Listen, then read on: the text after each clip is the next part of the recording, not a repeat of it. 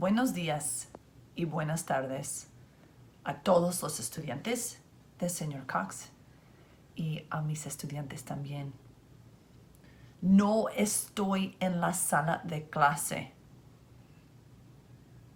Yo estoy en mi casa. You might have noticed that some of us are running into some weird glitchy stuff at school. So I thought, maybe Señor Cox wouldn't mind if I made this one at home, this review video, because crazy stuff has been happening. So I just thought, let's give this a try. Let's cross our fingers that this works.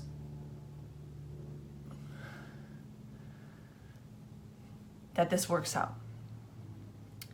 Hoy es el 15º día de la clase de español. 15º día. 15º. Now, if you've been paying close attention, especially the first few videos, I would say el primer día, segundo, tercer, cuarto, quinto, and then the 10th was décimo, and now it's el 15º día. And in la hora, when we talked about cuarto, a quarter of an hour, maybe you thought, wait a minute, that sounded like 14º día. Or the 4th day of school, which was el cuarto día. Oh my gosh, conexiones. Cuarto is a quarter, but cuarto can also mean room. Estoy en el cuarto de mi hijo Luke. It's a crazy thing. Me encanta el español. So this video is a very brief review. That's what I do every time. That's my job. Señor Cox, I do the review, and Señor Cox introduces the new stuff. So I'm going to do a quick review of todo que hemos aprendido de este cuarto so far in this quarter of the class. This is a big day because we're finally starting a new chapter and new vocabulary. What we've been doing up until now in this cuarto is learning bits and pieces of really important vocabulario. So that's what that test, that live Pear Deck test was last class. So we are starting a new set of vocabulary words today, and the vocabulary words are adjetivos. Ella es bonita. Ella es deportista porque juega al voleibol. Ella no es desordenada. Ella es ordenada. So Señor Cox is going to introduce some new vocabulary words, which takes me to the first review point. Taking notes. Those of you that have been taking notes and pausing the video when you need to, when Señor Cox is doing the notes, and you've been taking the notes every day, and you've been dedicating the entire 2-hour class period to Spanish, you probably crushed it on the exam that we took because you have your notes, you've been doing the right thing, you've been doing what you're supposed to be doing. Those of you that haven't probably did not do very well on the examen. So Señor Cox and I have decided that he and I separately will provide one review time, one retake. That's it, one retake. So if you are not happy with your Pear Deck test result, then we will give you an opportunity for a retake. That's it, but you have to take it all again, and you have to use your notes again. And we're hoping that that is just a nice lesson on the importance of taking notes every time. Just that's the way this class has to be right now. So always when Señor Cox has his notes, please pause. If he's going a little too fast, he does that on purpose so you can pause at any time. And then you can always go back. So taking notes, number one, is a really, really important thing. Here's what we have in our notes so far. We have la hora, the time. That was the latest thing we learned. How can you practice la hora? Well, there is a a Quizlet on that. And also you can watch our amazing video, ¿Qué hora es? That helps with the time. If you watch it very carefully at the very beginning, when you see the montage of crazy people slapping each other, you'll see that Señor Cox, when we're singing it, he's actually saying the time of the clock that's on the screen. Increíble. What a fun way to practice telling time, by watching our amazing video. Other things you have to remember, los números, 100 a 0. 100 a 0. It's a huge range of numbers. You have to know how to say them. How could you practice that? Play más o menos. We've played it. It's so fun. It's a great way to pass the time with your family. So play más o menos to practice those numbers. We have learned months, days, seasons. How could you practice that? You can watch our incredible video about las noticias, the news with Señora Love. Hace calor aquí, y aquí, y aquí. Oh my gosh. All we're asking you to do is watch our videos that we've been doing, and it helps you learn. Increíble. We learned about cognates, Cognados, words that are similar in English and in Spanish. And you'll probably notice all of those months, most of the months, and the way Señor Cox explained the days and the conexiones that we make in our notes. It's not that hard to remember. Speaking of the conexiones, when you write your notes, please, please, please, please, please, don't leave that left column blank. Put some connections in there. Put some associations in there. You will remember the words better. Increíble. We also practice classroom items, and that reminds me of las noticias when Señora Collins is talking about el lápiz está encima del libro. ¡Ay! ¡Qué horror! What are we going to do about that? Another thing that you probably are learning is the importance of being able to type special characters, accents. Please just put those accents on. There's another video that you can watch to remind you how to do the acentos. Son muy importantes. You've got to know how to do that by now. And of course, we've gone over, we've shown you a few Señor Woolley videos, more to come. So that's about it for me, because mine's a little bit shorter than usual because Señor Cox is going to give you all the new vocabulary, the adjetivos. Hopefully you remember parts of speech. People are nouns, like this is Kennedy. She's a noun. She's a girl. And the words we use to describe nouns are the adjectives. And in English, we could say she's athletic, I'm athletic, you're athletic, they are athletic, we are athletic, try to say that fast 5 times. Doesn't matter. In English, the adjectives just describe anything and everything. And our adjectives don't change.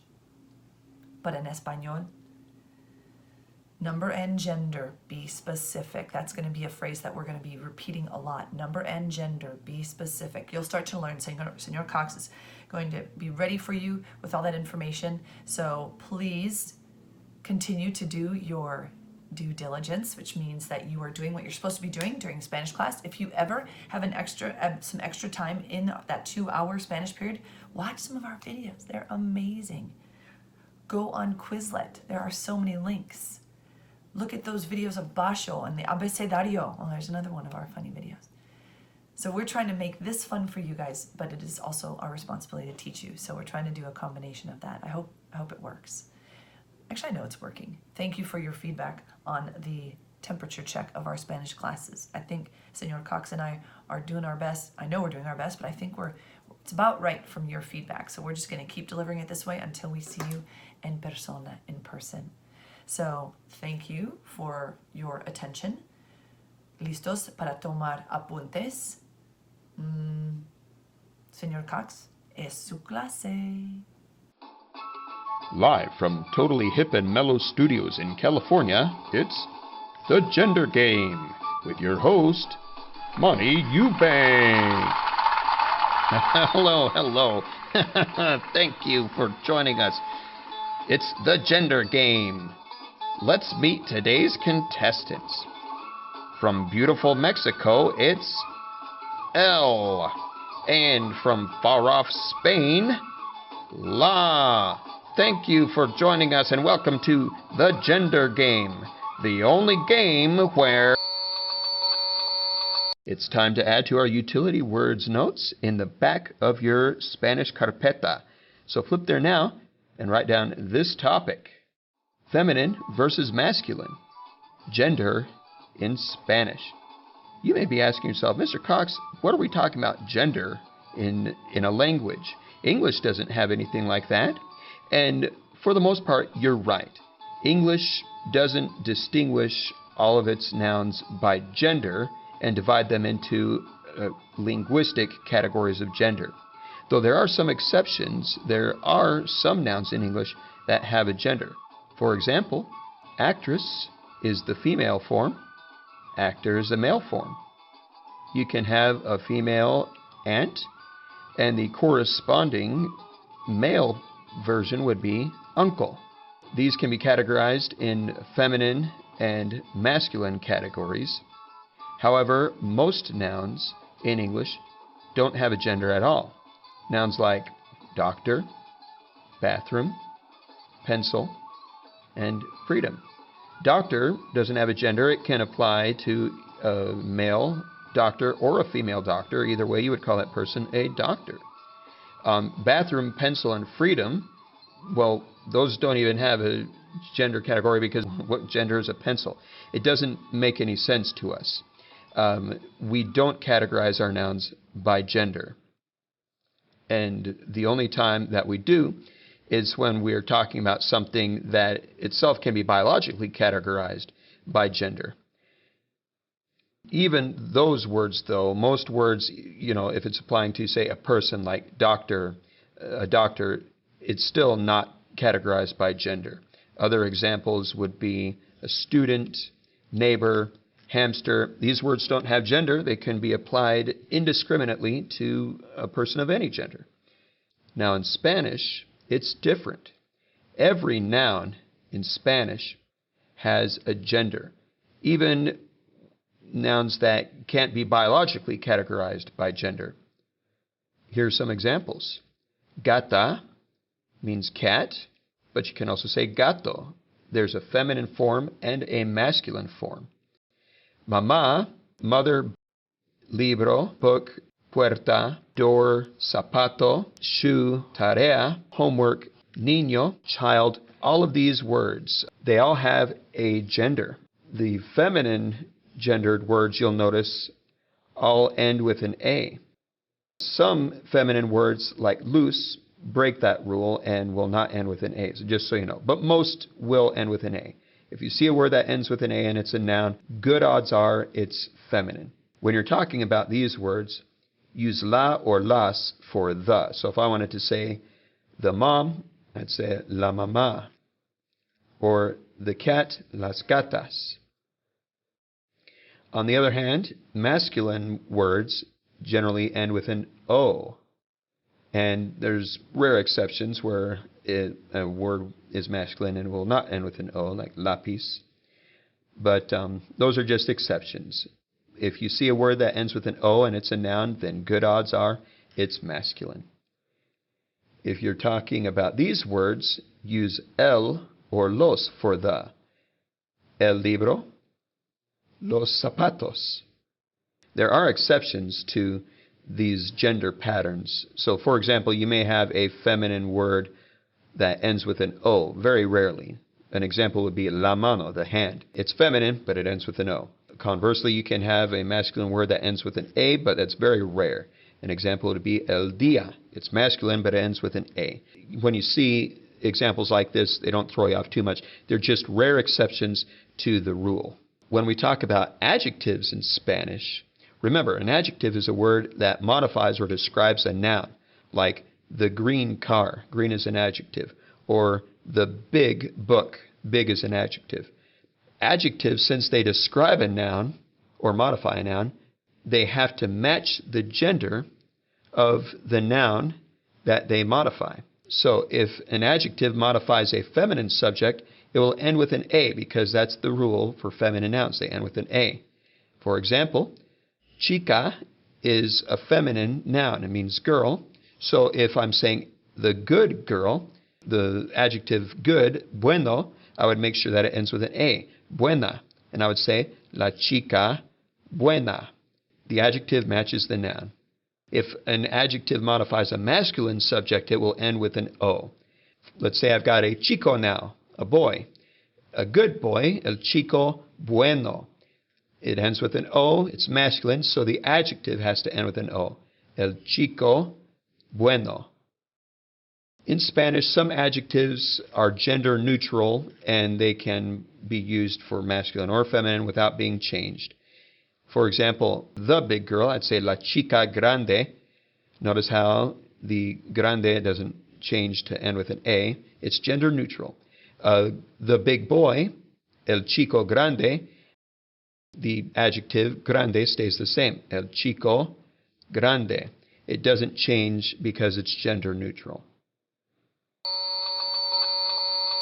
And thank you for watching The Gender Game. Please join us for our next program, Floral and Plaid Styles with Shirley McDougall. Now let's learn about some adjectives and a few useful phrases to speak with adjectives in Spanish. How do I describe people in Spanish? Here's our first one, perezoso or perezosa. What do you think it means? How about lazy? That's right. That means lazy. Note the masculine and the feminine. How about trabajador and trabajadora? This one's a little unusual. Look at trabajador, that's the masculine form. Trabajadora, feminine form.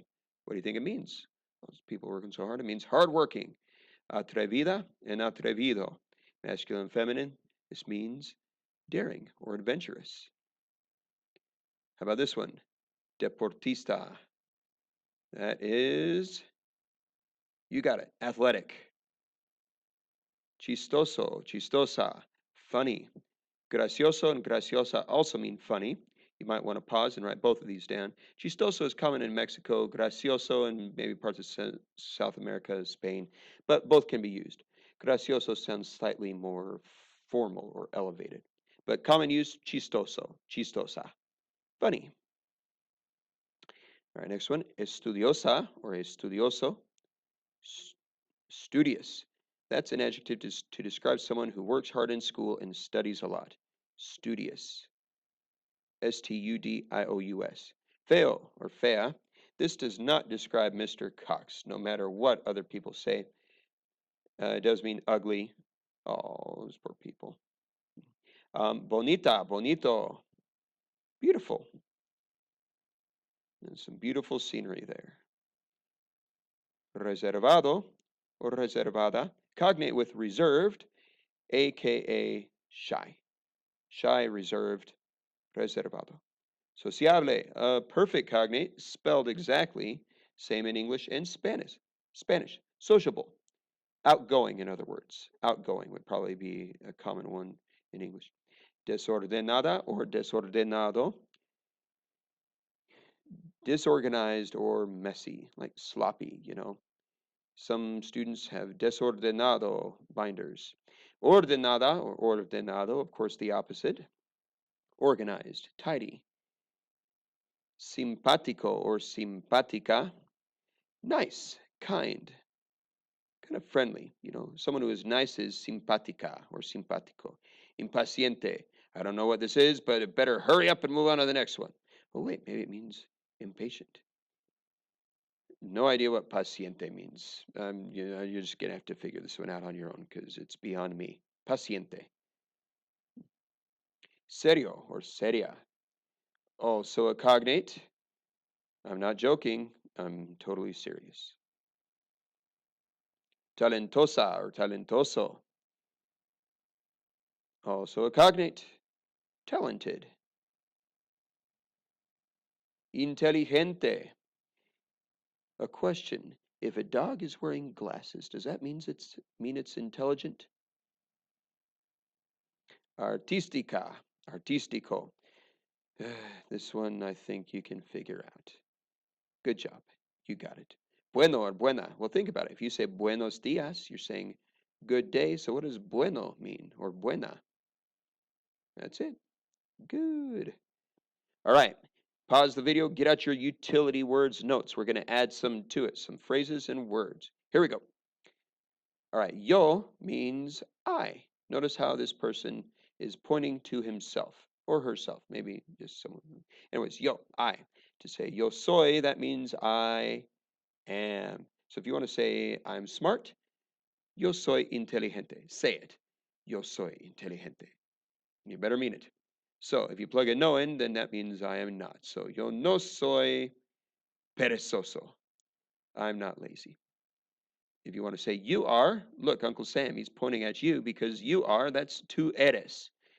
You are simpática, simpático. You are nice. If you want to ask, what are you like? You would point to him and say, what are you like? ¿Cómo eres? What are you like? ¿Cómo eres tú? You could also say. You could put the tú in there. ¿Cómo eres tú? What are you like? And, or if you wanted to tell someone what they're like, you could say, tú eres trabajador. You are hardworking. You can just say, eres trabajadora, and that works too. You are hardworking. If you want to talk about him, you'd say él. No, the accent, without an accent, it just means the. But with an accent, it means él. Pronounced the same. Él, he. Él means he. Ella would mean she. Ella, she. Él, he, ella, she. So if you want to talk about she is or he is, you'd say ella es or él es. Ella es estudiosa. She is studious. Él es atrevido. He is daring or adventurous. ¿Cómo es? That's, what is he like or what is she like? ¿Cómo es ella? ¿Cómo es él? What is he like? El amigo, the friend. And of course, everyone should have a friend with cat ears. El amigo, friend. That's a masculine form. Here's the feminine form, la amiga, friend, but a girl. Don't judge her that she doesn't have cat ears. She's trying the best she can. Just leave her alone. La amiga, friend. El chico, the boy. El chico, the boy. Kind of like the kid almost. And of course, the feminine form would be la chica, the girl. La chica, the girl. All right. Here are a few phrases. Skip a line and write this. A veces. Sometimes. Literally means at times. Okay, you already know muy. Make sure you've got this in your utility words somewhere. Muy means very, like muy bien, very good. Muy mal, very bad. Pero, okay, you've heard this around. It means but, as in the conjunction, only one T in there. Pero, but. Not this, but that. Según, okay, this means according to. Según Señor Cox, yo soy inteligente. According to Mr. Cox, I am smart. Según, if you want to say according to my family, según mi familia, yo soy chistosa. According to my family, I am funny. Well, that's all the notes for tonight. So I'll just leave you with this picture of an adorable little family. Aww. If you want, you can screenshot this, print it out, and hang it, up on your wall just to, have a warm, fuzzy moment every night. Aww. All right, bring in your notes tomorrow. We'll check them in class, and we will be practicing and using these new words. Adios.